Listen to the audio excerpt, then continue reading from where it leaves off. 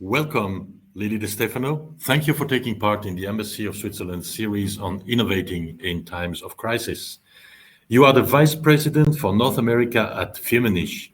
I am the Ambassador of Switzerland to the United States of America. Let's talk about the challenging times we're living in, and let's talk maybe about how these times have kind of fostered creativity like every disruptive time in history. So Firmenich is the world's largest privately owned fragrance and flavor company. You are creating fragrances and flavors for the world's most desirable brands. Tell me about your industry and tell me about what you're doing here in the US and in Switzerland. Wonderful. Thank you, first of all, for this opportunity, Ambassador. I'm very pleased to be with you talking about this very important topic. So just to start with, Firmenich, as you said, is the largest privately owned perfume and taste company in the world. We operate in over 100 countries. We have over 46 manufacturing sites around the world. We have 9 locations here in the United States, and we are headquartered in Geneva. And just to give you a little bit of context for what that means is our company creates fragrances and scents for your fine fragrances that you wear all the time, to the body and home care products that you use in your everyday life, and the foods that you eat every day. So the consumer touch points are many, and our company, through the work we do, we touch over 4 billion consumers every year. So we're excited about our place in the world today. So yours is a global operation of laboratories, research, Absolutely. science, but also industrial production. Yes. So what happened during COVID? How did you manage the challenge of operating your business in those very challenging times? It was incredible how we managed it, but we are happy to say that, number one, the most important thing was the health and safety of our employees. It really is what we kept at heart. Very early on, we, in January, as early as January, we recognized the impact of this crisis and banned travel throughout our entire company. So took very early steps to get our associates working from home. And our previous work in organizing flex work for employees helped tremendously. We immediately put in place what's become very, very important these days is an incredible crisis management network.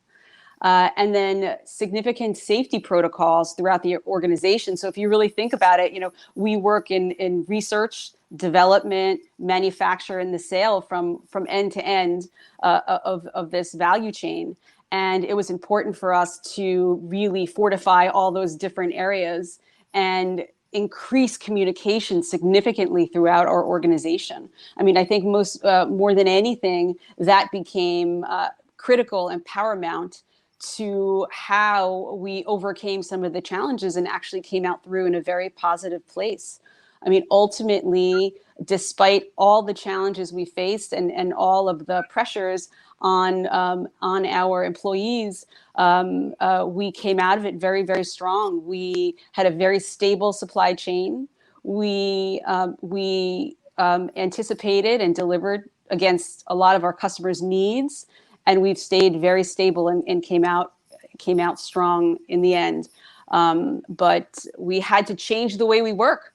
A lot, many of the ways that we worked before, we couldn't work that way anymore with our clients. So for instance, if you were one of our clients and you wanted to develop a beautiful fragrance with us, usually we'd be sitting in your offices, evaluating, smelling together, really understanding that context. And but now what we do is we quickly changed to ship all our clients everything they need to smell, and to create a virtual olfactive engagement with our clients and just change the way we work. We do the same thing, but we've just changed the way in which we operate and work. And if you think about our lab environment, a little bit more about a virtual olfactive environment, because that's something really fascinating. Yes, fantastic. So if our client, say, was developing a candle, and they gave us a brief for how that would happen. Our research, our creative teams would use all of our expertise, our specific expertise in developing different options for you. And then we would present them to you. And normally in an environment, we would smell together with you, smell the actual candles. And in this case, we would ship the products and then sit through a virtual session and have the creators and our fragrance experts really describe, do much more descriptive emotions and descriptive character of what the fragrance smells like, and have a really specific conversation with our clients to smell through those different facets of the fragrance. And I think through it, our clients have learned a lot themselves. They've learned a lot in terms of how we can all work differently and more effectively. So there have been a lot of surprises in all of this. But is it the future of the industry? Because you can reduce your carbon imprint, you can reduce your travel costs, you can reduce. Is it the future? I think part of it, part of our future will entail less travel and a real recognition of how we've been able to effectively work remotely. So I think that will be a part, but what won't change is the importance of that creation, the creativity around fragrance and around taste as well, because we also have our flavors business. So these are sensory components that are so important. So there's so many things that we can do virtually, but they're definitely certainly touch points that that remain sacred in our business. So it's a lot of human interaction in your job. Yes, there's typically a lot of human interaction. But again, technology has changed the many ways that we do these things. So we've been learning more and more every day along with our clients, and have become quite adept at managing through this. And sure, of course, one day we hope to spend more time with them, but we can't imagine a world, I think, where we would do as much as we did before. We don't think people will be traveling 2 days for a 1-hour meeting, as much anymore. Like we used to do. Sure. I was trying to imagine, you entering into some sort of deal with Microsoft or with Google or whoever, one of the big IT companies, to develop the way to transmit fragrances and smells through the internet. Could be. And you think about might be interesting. Yeah, and crisis really creates a forum for new innovation every day, right? So when crises happen, this is where some of the best innovations in the world have come forward. And I think this crisis has pushed us in how we work, has pushed us to really understand really quickly the dynamics and shifts of consumers' needs, because we've gone from a place where their priorities have shifted and changed. And it is for time to tell whether those things will stay that way forever, or will, that focus on health and hygiene will remain. So there's just so many facets that we've engaged in through this process. Speaking of challenges, how was the situation for you in terms of the supply chain? So supply chain, we were very fortunate. Of course, it was challenging in the immediate moment. But because of the strong governance and crisis management teams that we had in place, and also the fundamental strength of our supply chain, we were able to manage our supply of raw materials, manage the logistics to get product fragrances and flavors where they need to be around the world, and I think partner closely with our clients. And I think that was an important part is that we're all in this together, and we have to figure it out. But it really put a spotlight on the strength of your supply chain. And fortunately for Firmenich, we never had to dilute our ingredients or our fragrances to make up for the missing raw materials. We never had to change our fragrances in any way, which was really, we were one of the only companies, if not the only company, to be able to do this. We were not interrupted significantly by our supply chain, and it allowed us to actually show our clients just how strong our supply mechanisms are.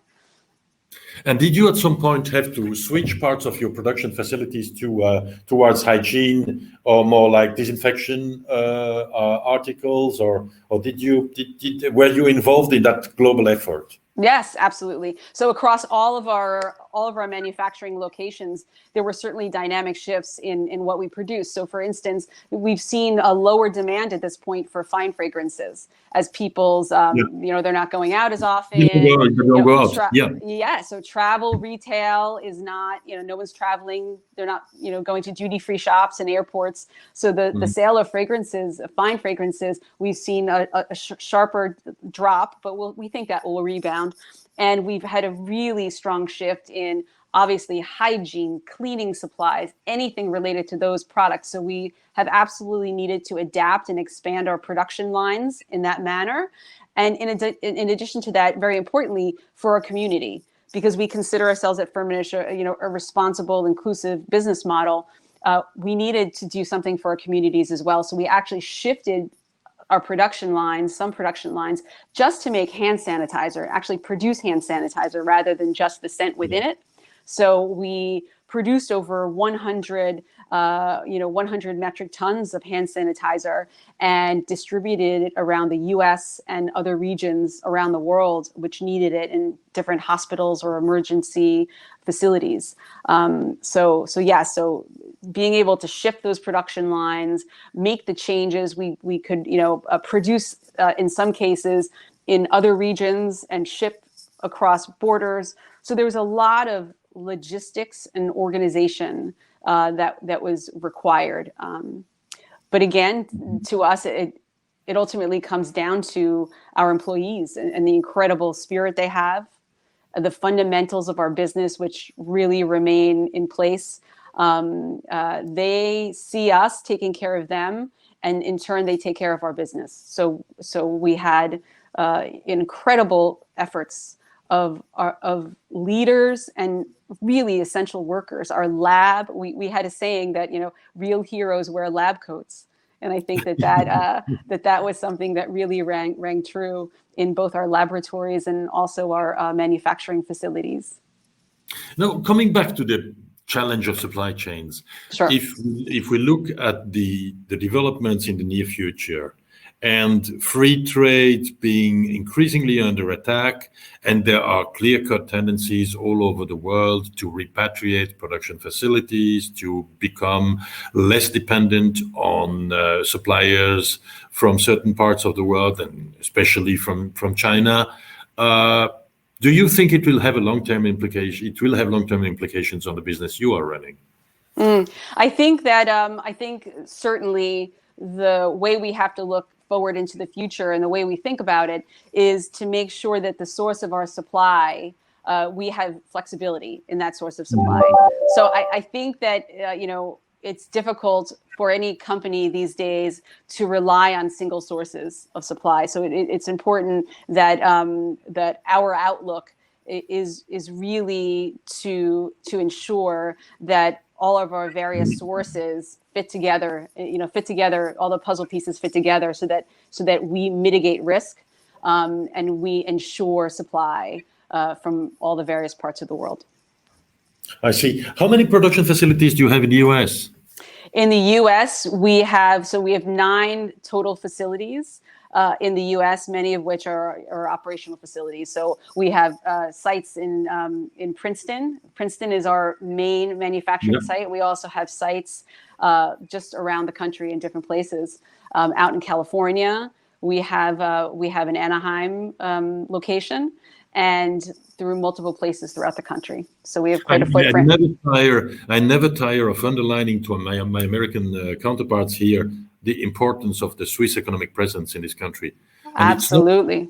It's not just, because quite a few people see a trade balance in transactional terms. I lose if you win. I lose if you win, and I win if you lose. And ours is a relationship that is totally a win-win situation, because we are doing a great business in the US, but we are creating jobs. We are creating R&D, a lot of R&D. So we are very, very much present. And I'm very glad for companies like Firmenich to be kind of a flagship for the Swiss economic presence. We are not just selling plastic artifacts. We are really also creating wealth in the United States of America, and that's of the essence.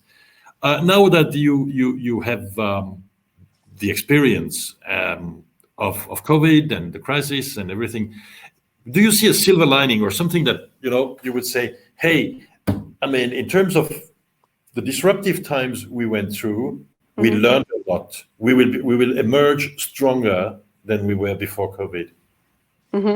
Yeah. So the silver linings I see is, number one, when you've been through this, it reminds the generations of the employees through your company that have lived. I mean, Firmenich has been around for over 125 years, and we've lived through wars, depressions, economic crises, over those many years. And this just renews people's belief, right? That we're resilient, and then we can move forward. We're resilient in the business. We've seen, incredible leadership step up. And these aren't surprises because we have great leaders, but you could see leadership emerge from all areas of our business.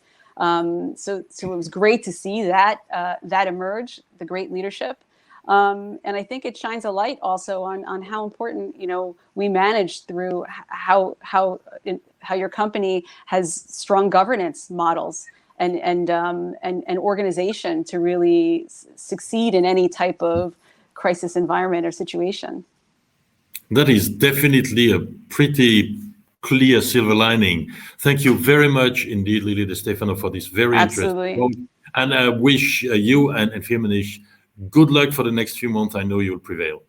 Thank you so much. It was a pleasure, Ambassador. Thank you. It was a pleasure. Thank you. Thank you.